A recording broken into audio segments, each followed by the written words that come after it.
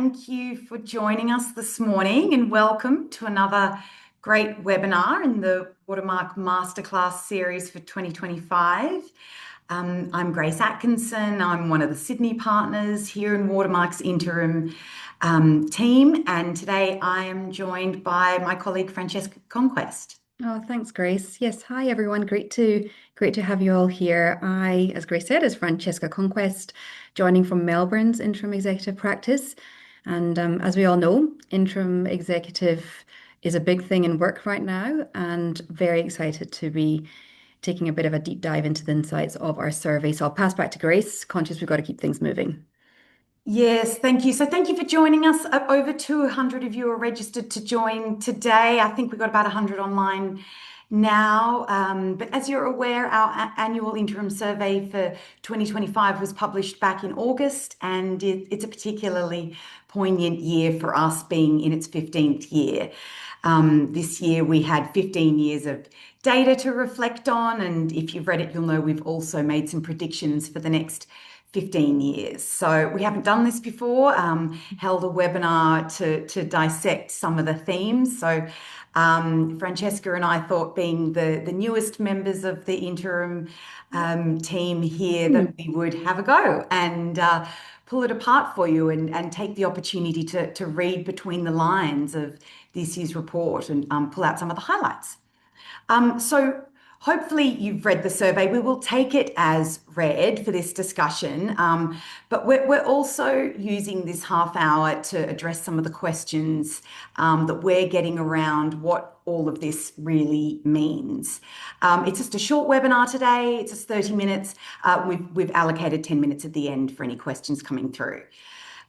So this year's survey has revealed that the proportion of executives preferring interim assignments has gone up from 50% last year to 64% this year, which is a really significant jump. And it's reflective of the fact that nearly 60% of experienced executives in Australia prefer a portfolio career. Before we dive into the data, though, I'd like to show our respect and acknowledge the custodians of the lands on which this webinar is being recorded today, and of our elders past and present. I'm on Gadigal land and Francesca is on Wurundjeri land. We've enjoyed and had the great privilege to be able to host some amazing and well-received webinars over the past 5 years on a variety of current and relevant topics. And we thank most sincerely the outstanding guest presenters who've provided practical and actionable advice. We thank them all for sharing their wisdom and expertise. And if you missed any of those webinars, please feel free to watch the recordings available on our website. I think I'll jump in here if that's all right, Grace. So just a bit of a brief outline of today's conversation. We will start with past insights and context. So I'll take you through, well, why does interim matter? Why has there been a growth? How has the market evolved over the past 15 years? And what does today's interim executives look like in the current market? Grace will then talk to you about the key themes of the survey. So she'll discuss AI, longevity, self-agency, and then we'll finish off with, well, what are our future predictions for the interim space? We'll hopefully give you some good takeaways and how to future-proof your career, and then we'll leave some space for questions and answers, and we'll hopefully get to that as well. All right. Grace, do you want to do some housekeeping things before we jump into it? Great. Yes, thank you. So today's webinar will be recorded and available to rewatch on our website in a couple of days. So don't worry about taking too many notes. Just try and enjoy the discussion. Our objective today is to feed your curiosity around interim executive roles as a way of working, and to provide an overview of how the market has expanded and evolved in Australia in the past 15 years. So hopefully we can leave you with a few practical takeaways. We'll try and provide some realistic tips and advice that you can apply to your own lives and careers, which will help us meet our objective today. A little housekeeping before we get started is that it will run for around 30 minutes. Bear with us if we run over by a couple of minutes. We are a bit chatty, especially when we get together. There will be an opportunity to pose questions throughout using either the chat box or the Q&A box. We're going to address them at the end, but please put them in as you go through, and to ensure your options are switched to visible panelists and all participants in those boxes so everyone can see your questions, but most importantly, so that we can. We'll try and answer as many as we can at the end. If we run out of time, we will send you all an email with a few more details. And so I think that's everything. Yep, I think that's So covered. Shall we now, jump into it? yeah. Look, now more than ever, interim leadership appointments are being made to support change and transformation or scale at pace. And as Nicole Scoble-Williams discusses in the foreword of this year's survey, we're living in an era where disruption is no longer episodic, it's perpetual. And interim leaders are being appointed as they lead with urgency and integrity, delivering clarity and complexity, decisions in ambiguity, and outcomes that matter. They activate the human advantage, applying it with precision and purpose in the moments that matter most. So, on that note, I'm going to hand over to Francesca, who's going to reflect on how far the interim community has come over the past 15 years. Sure. Let me get started. So we also speak to slides just to keep us on track because as Grace said, we do deviate sometimes. So I think the best place to start here is let's look at the big picture. So why does the interim way of work matter? Why has there been a growth? And what we are seeing is in today's organizations, leaders who need, organizations are needing leaders who can deliver results fast, and they want those executives to deliver those results without delay and without the constraints of permanent hiring. And that's really where interim executives they come in. So they step in quickly, they can lead change, and they can just get things done. And what I'm thinking is particularly exciting about this is for the first time, there's such a beautiful alignment between supply and demand. And that's probably the biggest trend that we've been seeing in the last 15 years and what we're seeing in 2025. And that's a completely different story to how it all began. So my question would be, well, what is actually driving this shift? Why has there been such a growth in interim work? And I think the easiest way to look at it is looking at that supply and demand concept. So on the demand side of things, I'll start with the supply actually. So on the supply side of things, that's the candidate perspective. Uh, Executives are really rethinking the way that they do work.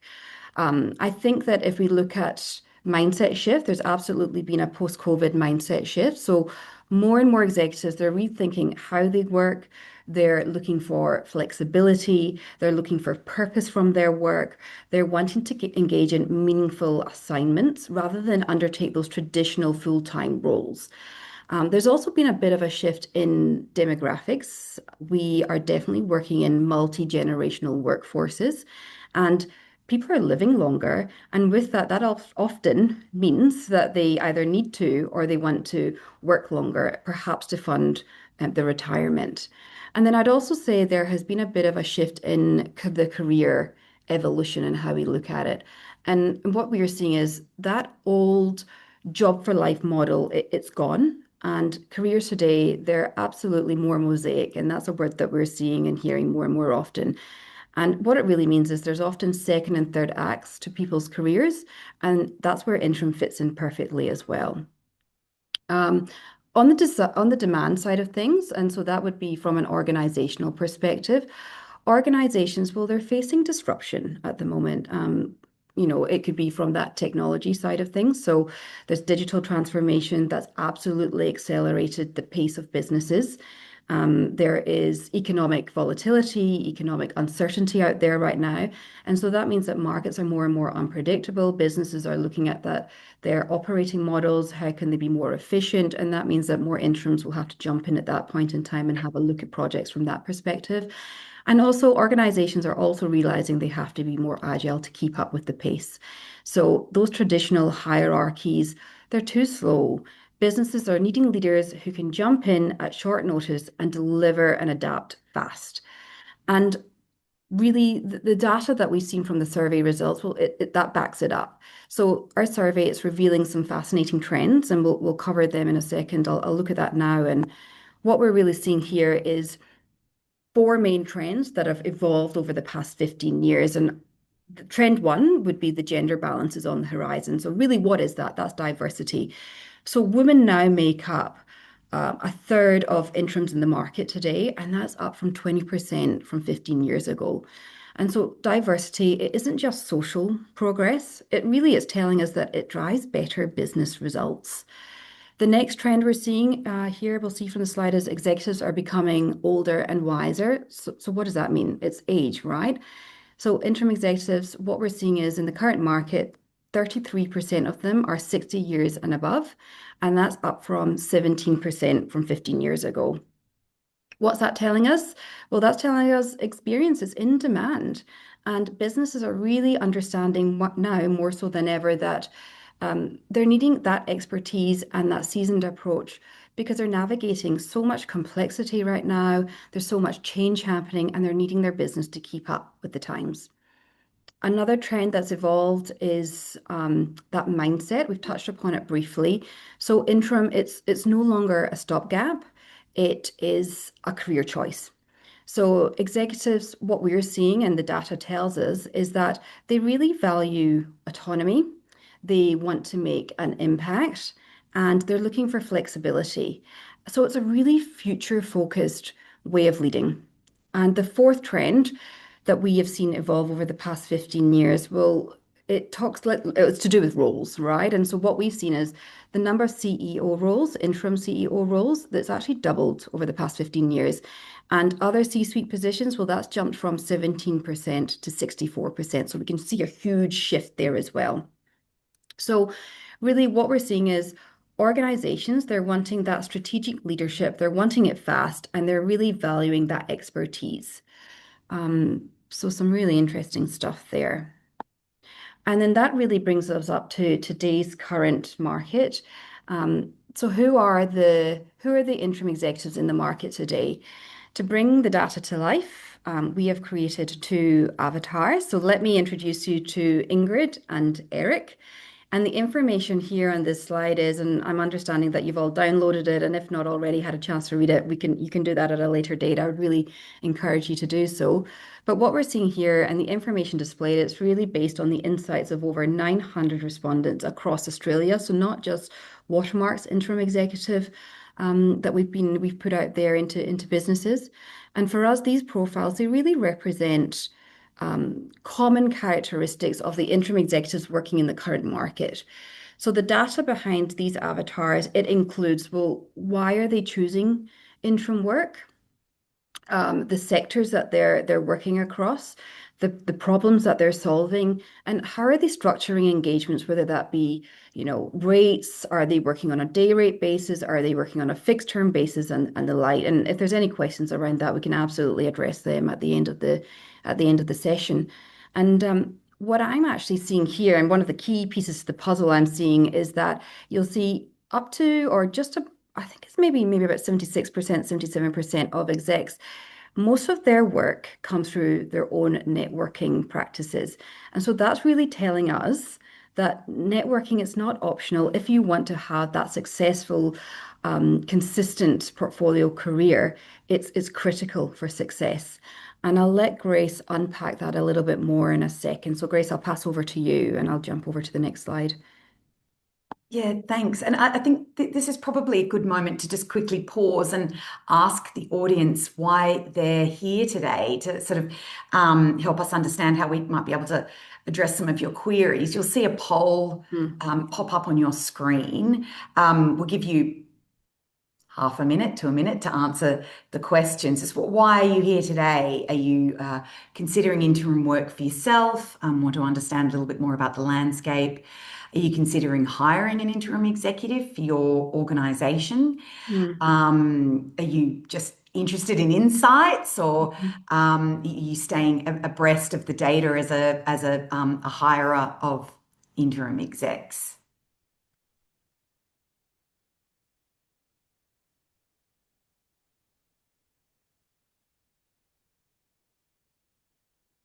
Oh, good. Okay, a really interesting split. Okay. Mm. So yeah, so 60% of you are considering it and 40% essentially are are interested in hearing the insights. So that's really interesting. So yeah, 99% of you here are candidates, which doesn't surprise us. So hopefully hopefully what we've got to share next is going to be really interesting.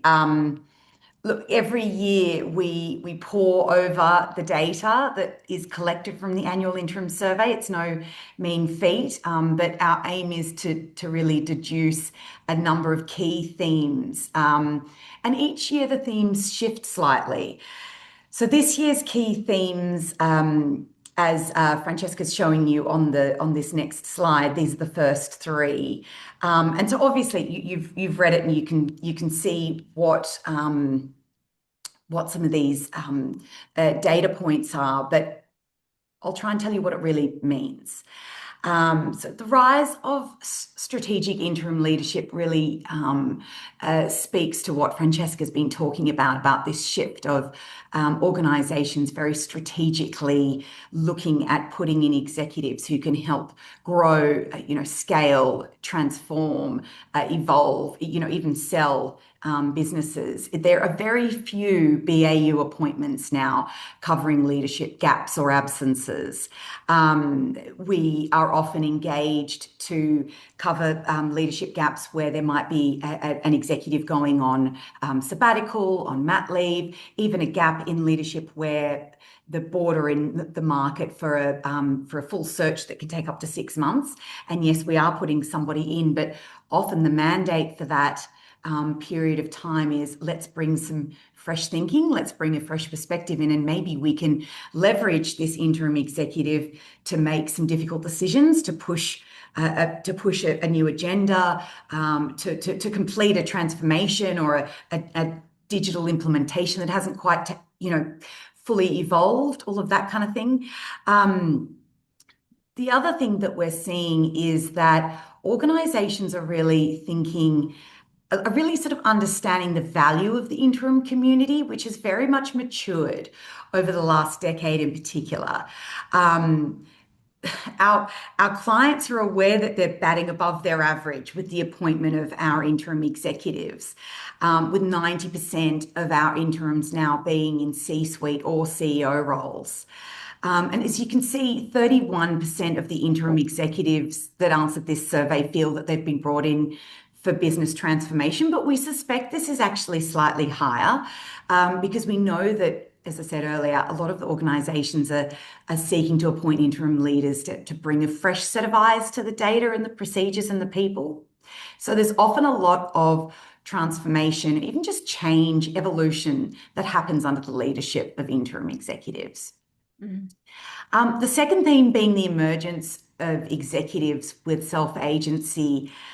Such a big part of this is understanding your value proposition. So for those of you who have looked at portfolio careers, looked at joining boards, it's a very similar mindset, really understanding what value you add, potentially where some of your gaps are, but what sectors that those skills and experience would be relevant for, and understanding what you would like to do and why.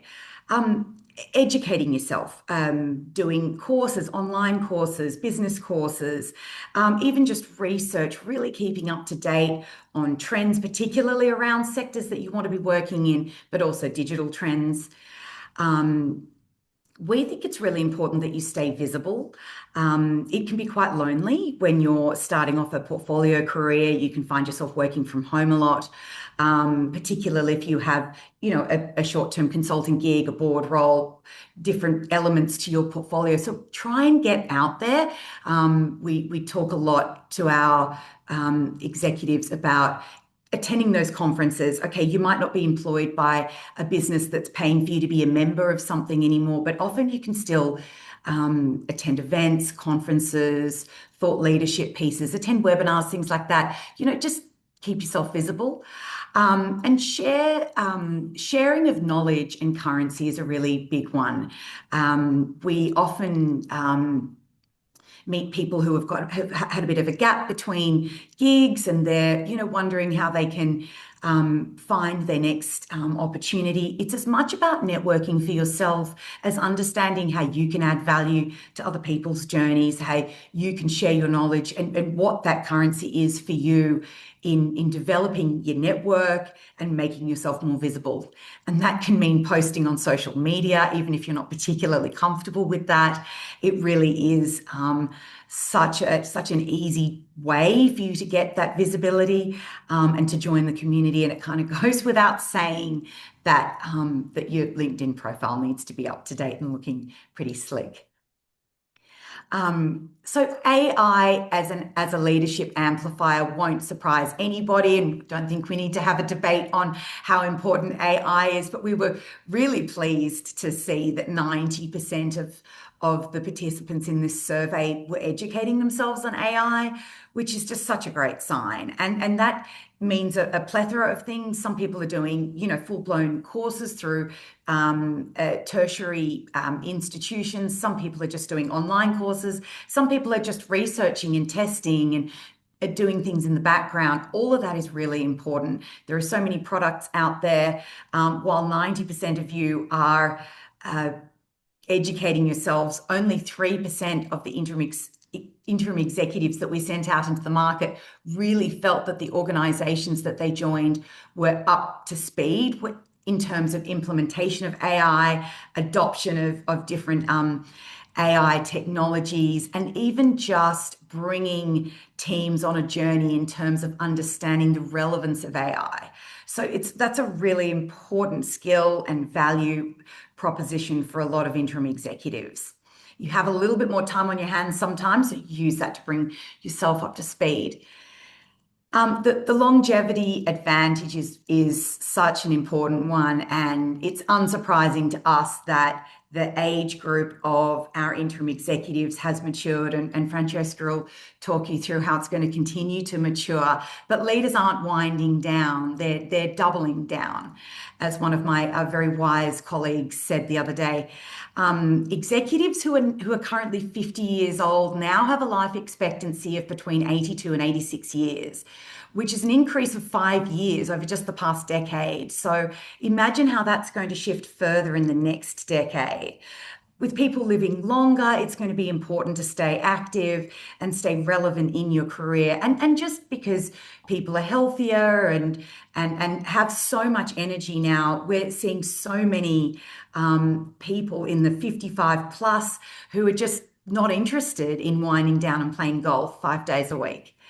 And I think what's really important is that the organizations are valuing that resilience. They're valuing the calm, they're valuing the strategic depth and the agility of seasoned leaders as well. And they're generally more interested in candidates who have deep expertise and leadership experience, back to sort of batting above their average. They really want to leverage the expertise as deeply as they can.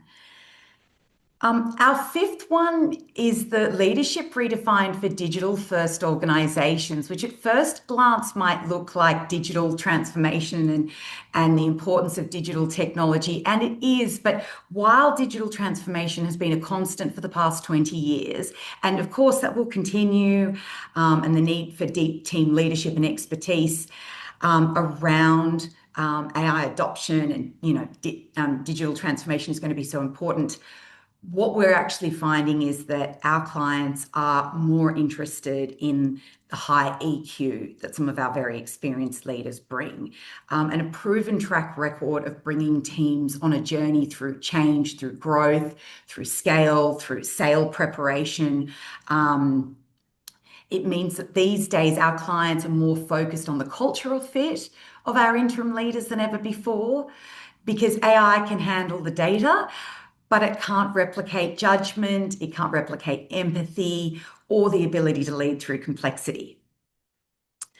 So I'm going to take a moment quickly to revert to our audience again before I hand back to Francesca to talk about what's happening in the next 15 years, just to understand which of these themes are resonating and what's potentially keeping you up at night.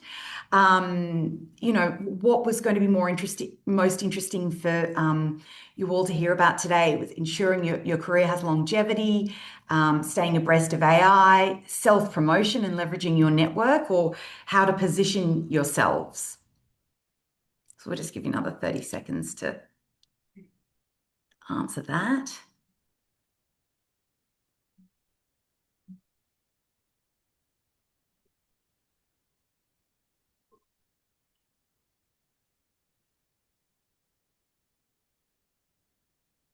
I'm just going to have a quick response to Sophie, because you put up a really interesting comment, Sophie, around interim and fractional being a buzzword. So just to define the two, interim is an executive appointment for with a as a temporary solution. Fractional is more relating to part-time executive work. And I think just on that, with regards to fractional, I think it's more, as Grace said, part-time. And then interim, the work that we tend to get, the work effort would be 4 or 5 days per week for a particular period of time. And so, on the same path, but slightly different. Yeah. So Grace here, ensuring this is what people's worries are, and I'm mindful of time actually. So it's ensuring Yes. the career has longevity, and so we've touched upon that, and we'll maybe talk about that separately or just after this in our takeaways. Keeping abreast of AI, and with AI, everyone's at a different point in that journey. As just like businesses are, self-promotion and leveraging. If with interim work, it's one channel to market. We are one channel to market, and it's part of that overall portfolio career. And so networking is not sales. It's actually just, well, what do I need to do to make sure my messaging to the market is crisp and concise, so businesses know what to call me for. And the last one, there's positioning myself and being clear in my value. And yes, absolutely, that's a conversation for another time, but we're always very happy to have those conversations and give you some advice there. And for anyone who answered that last one, send us an email to interim@watermarksearch.com.au, and our wonderful community managers in Sydney and Melbourne will actually send you a document that you can fill out and have a think about. Mindful of time, so let's look to the future, Grace. So I'll be super brief here. So looking ahead, the interim executive market is absolutely set for a significant evolution across, well, between now and 2040. And we absolutely expect there to be a need for deeper specialization. We think there will be greater integration in AI and in leadership decision making. And there's absolutely going to be a continued rise in that flexible, purpose-driven career for executives. And then from the organizational perspective, well, this means that organizations need to and continually need to become agile. That's a non-negotiable for them. And that means that interim way of working, that's going to be a mainstream way of working for executives in the future. It will no longer be, oh, that's a nice option. It'll just be mainstream and no longer a niche option. Grace, do you have any practical takeaways? No, I think you've covered that well. And as you said, we've sort of run over a bit there, Francesca, and want to give everybody a chance to answer, to ask questions if they've got them. Hopefully today has provided you all with a strong sense of how far the interim executive scene has come in Australia, and some of the key opportunities on the horizon. I think if you take three things from today, firstly, be clear on your value proposition. And as I said, we like to understand that deeply as well. And our community managers can send you a form to think about that. Keep updating your skills toolkit, and leverage that network. So we've got some good, all right, let's have a look here. What have we got? We've got a few questions here. Okay. So Nigel has asked, there seems to be a strong demand for interims who can just get in and get things done. While that's understandable, it raises the question about what it is about current teams or structures that prevents this from being delivered in-house. Anyone, even with a modest level of emotional intelligence, would also recognise the risk that the interim who simply gets things done may inadvertently disrupt existing teams particularly. Yeah, look, and that's absolutely true, Nigel. I think it's a case by case basis as well.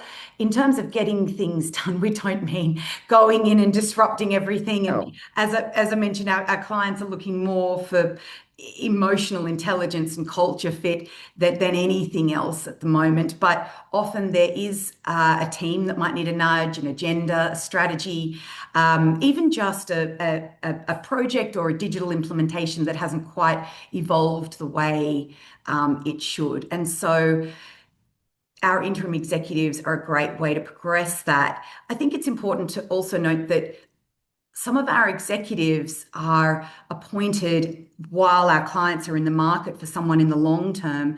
And so interim executive appointments can be a great way to make some unpopular decisions and spare the longer term executive, if that makes sense.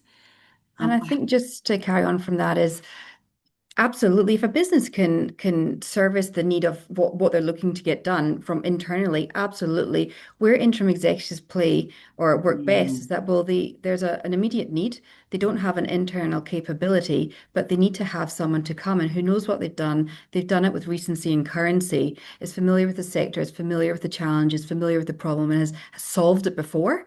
And that is the mm. person who we would present to the business and to the client. And ultimately, it's for the client to see, well, understand, well, is that the right fit for our business?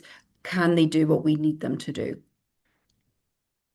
Really good Mindful point. of time, maybe we've got a Yeah. couple more questions. Should we maybe get back to individuals through email, Grace? You make the call. I'm happy Yeah, to be we on for a can couple of do. minutes. You tell me. I think I'm just trying to see if I feel like we possibly answered Neil's question.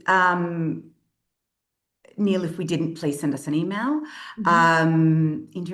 I'm just reading Dimitri's because he's been in interim and he's hired interims. Oh, Are we good. seeing interest in this line of work increase across the board, or is it perhaps still more common? Yeah, really good question, Dimitri. There's definitely some sectors it's a bit more common in. We are Mhm. educating a lot of sectors, and Watermark's interim executive team work across all sectors. It's fairly safe to say that it's very prominent in higher education, the industrial sectors, infrastructure sectors, healthcare, and human services. And we've been Um, doing a lot of work in education too. And yeah. obviously, there's been cost cutting across a lot of sectors. But, with that, that means, well, how do we do that properly as well? And sometimes they need to bring in someone even just to help a business turn around or navigate that change as well. Mm, mm. So I think that's Um, everything really, yeah. everything's answered. Now, if there's anything else that we've missed, please do reach out and let us know, and we'll absolutely send a follow-up email as well. But thank you all for joining. Really appreciate your Yes. time. Thank you. I hope that was helpful. Thank you. Bye.